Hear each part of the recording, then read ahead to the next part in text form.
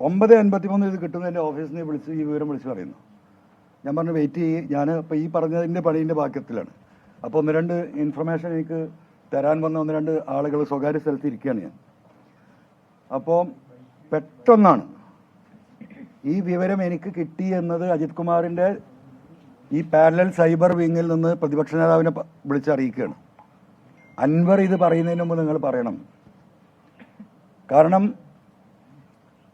അദ്ദേഹത്തിൻ്റെ വിദേശത്തുള്ള പണപ്പിരിവുമായി ബന്ധപ്പെട്ട് ED അന്വേഷണം ഒഴിവായി കിട്ടാൻ വേണ്ടിയിട്ട് അദ്ദേഹം പല BJP നേതാക്കന്മാരുടെയും കാല് പിടിച്ചിട്ടുണ്ട് എന്നുള്ള വിവരം എനിക്കറിയാം.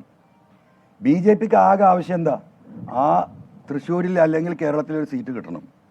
അതിന് ഏറ്റവും സാധ്യതയുള്ള സ്ഥലം തൃശ്ശൂർ. അതിനുള്ള വഴിയൊരുക്കിയാണ്. പിന്നെന്താ വേണ്ടത്? പൊതുസമൂഹത്തിനെ ഈ തെരഞ്ഞെടുപ്പിൽ തൃശ്ശൂർക്കാരെ എതിരാക്കണം. അതിന് പൂരം കലക്കണം. ഈ പറയുന്ന ADGP അജിത് കുമാറിൻ്റെയും ഈ പറയുന്ന പ്രതിപക്ഷ നേതാവിൻ്റെയും ഗൂഢാലോചനയുടെ ഫലം തന്നെയാണ് പൂരം കലക്കാൻ അജിത് കുമാർ നിർദ്ദേശം നൽകിയത്. അതിന് BJPക്ക് കിട്ടിയ സമ്മാനമാണ് തൃശ്ശൂരിലെ സീറ്റ്. അതിൽ നിന്ന് ഈ വിദേശ ഫണ്ട് പിരിച്ചെടുത്ത ആ കേസിൽ ED അന്വേഷണം പാടില്ല. അതാണ് ഇതിലെ സെറ്റിൽമെൻറ്റ്. ഇതാണ് ബഹുമാനപ്പെട്ട മുഖ്യമന്ത്രിയുടെ നെഞ്ചത്തേക്ക് കയറ്റാൻ ദൈവം മുകളിലുണ്ടല്ലോ, ഞാനത് വിശ്വസിക്കുന്നതിനാ. ആ ദൈവം സത്യം പുറത്തു കൊണ്ടുവരും. ഞാനിന്ന് ഈ മൊഴി കൊടുക്കാൻ വരുമ്പോഴാണ് ഈ വാർത്തകൾ വരുന്നത്. അപ്പോഴാണ് ഞാനിതെടുത്ത് പരിശോധിക്കുന്നത്. അപ്പോഴാണ് ഇതിൻ്റെ സമയം നോക്കുന്നത്. അപ്പോൾ ഇതാണ് ഇതിൻ്റെ യാഥാർത്ഥ്യം. ഇത് കേരളത്തിലെ ജനങ്ങൾ അറിയണം.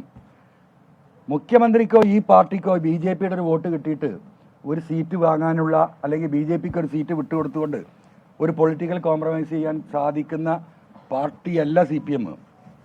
മറ്റു കാര്യങ്ങളൊക്കെ ഇന്നലെ ഞാൻ വിശദീകരിച്ച എൻ്റെ മണ്ഡലത്തിൽ എൻ്റെ BJP 19,000 വോട്ടുണ്ട്. അതിന് BJP എനിക്ക് നേരിട്ട് അനുഭവമല്ലേ.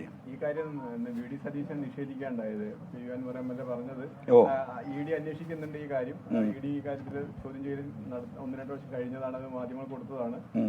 പിന്നെ ഈ നേരത്തെ VD സതീശനെതിരെ 150 കോടി രൂപ കൊണ്ടുവന്ന എന്നുള്ള ആരോപണം ഉന്നയിച്ച അതിനൊന്നൊരു തെളിവില്ലാത്ത ആണെന്നുള്ള തള്ളിക്കളയാണെന്ന് സതീശൻ ചെയ്തത്. Okay 1 minute. അല്ല, ED ഞാൻ അന്വേഷിച്ച പ്രശ്നമില്ലല്ലോ. ED അന്വേഷിച്ചിട്ട് എന്താ സംഭവിച്ചത്? അതൊരു പുകമറയല്ലേ. ഞാനിന്ന് രാവിലെ പറഞ്ഞല്ലോ, അദ്ദേഹത്തിന് ധൈര്യമുണ്ടെങ്കിൽ അദ്ദേഹം ഒന്ന് പറയട്ടെ. ഈ പുനർജനി തട്ടിപ്പ് ED അന്വേഷിക്കാൻ, കാരണം സ്റ്റേറ്റ് പോലീസിന് അന്വേഷിക്കാൻ കഴിയില്ല, വിദേശ ഫണ്ടാണ്. അതിൻ്റെ ഡീറ്റെയിൽസ് കിട്ടില്ല. ട്രാൻസ്ഫർ നടന്ന വിദേശത്തു നിന്നാണ്. ED അന്വേഷിക്കാൻ ഞാൻ തയ്യാറാണ് എന്ന് പറഞ്ഞ് എഴുതി കൊടുക്കട്ടെ. ഒരു മിനിറ്റ്. അല്ല, ആ അന്വേഷണത്തിന്റെ കോലം തന്നെയാണ് പറഞ്ഞത്. അദ്ദേഹം എഴുതി കൊടുക്കട്ടെ. നമ്പർ 1. ഇനി ഇപ്പോൾ ഞാൻ പറയുന്നു, ഇനിയിപ്പോൾ അങ്ങനെ എഴുതി കൊടുത്താൽ തന്നെ ഈ വെല്ലുവിളി സ്വീകരിച്ച് അദ്ദേഹം എഴുതി കൊടുക്കാൻ സാധ്യതയുണ്ട്. എന്താ എഴുതി കൊടുത്താൽ? ആൾറെഡി ആ മാറ്റർ സെറ്റിൽഡാണ്. ഒരു ചുക്കും സംഭവിക്കാൻ പോകുന്നില്ല. ഞാൻ പറഞ്ഞു തീരട്ടെ. നിങ്ങൾക്ക് എന്താ എത്ര തിരക്ക്? പ്ലീസ്. ഞാൻ രാവിലെ വരെ വേണമെങ്കിൽ ഇവിടെ മൊഴിയെടുക്കൽ പൂർത്തിയായി. രാവിലെ 11 ആരംഭിച്ച മൊഴിയെടുക്കലാണ് പൂർത്തിയായത്. PV പറയുകയായിരുന്നു, 2022 മെയ് 20-22 തീയതിക്കുള്ളിൽ തൃശൂർ പാറമേക്കാവ് വിദ്യാമന്ദിറിൽ നടന്ന RSS ക്യാമ്പിൽ Ajith Kumar IPS RSS general secretary Dattatreya Hosabale സന്ദർശിച്ചു. രഹസ്യ ചർച്ച നടത്തി. പ്രസ്തുത ചർച്ച 1 മണിക്കൂറോളം നീണ്ടുവന്നു എന്ന സന്ദേശം അദ്ദേഹത്തിന്റെ ഫോണിലേക്ക് തന്നെ വന്നതാണ്.